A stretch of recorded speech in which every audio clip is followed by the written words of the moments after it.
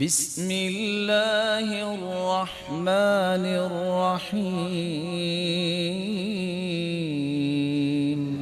رسول اللہ صلی اللہ علیہ وآلہ وسلم کے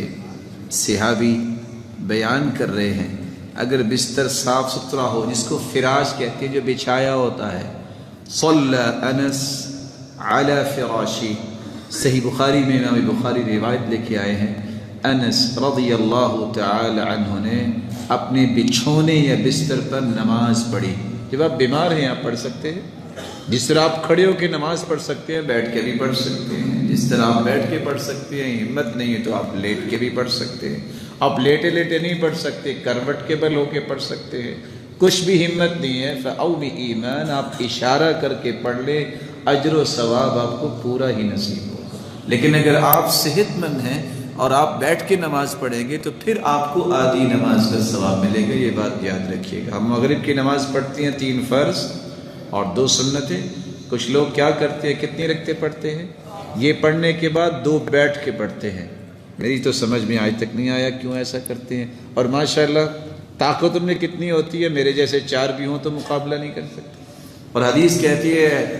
صلاۃ الرجل قاعدا نصف صلاۃ الرجل قائما، جو بیٹھ کے نماز پڑھتا ہے،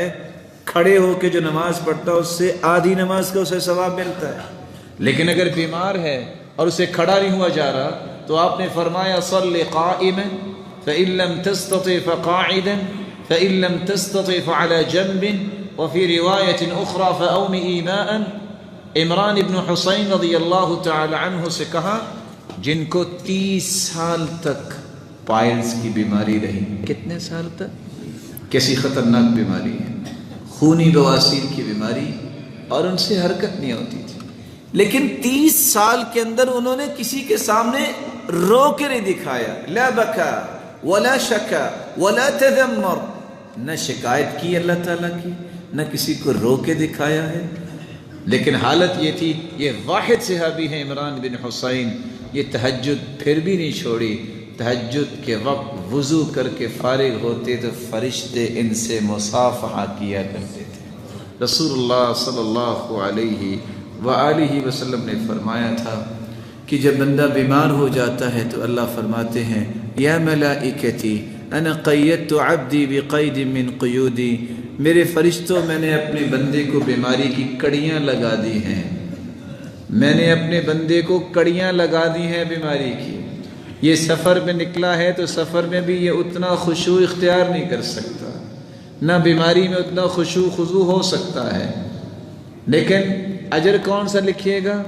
ما کان یعمل مقیما صحیحا، میرے فرشتوں بیماری اور سفر میں جو یہ نماز پڑھے گا، اجر وہ لکھنا جو اس نے صحت کی حالت میں خوبصورت نماز پڑھی۔ لیکن اس کے لیے شرط تو ہے نا کہ خوبصورت پڑھی ہو، صحت کی حالت میں پڑھی ہوگی تو اجر وہ لکھا جائے گا۔ اللہ ہم سب کو توفیق سے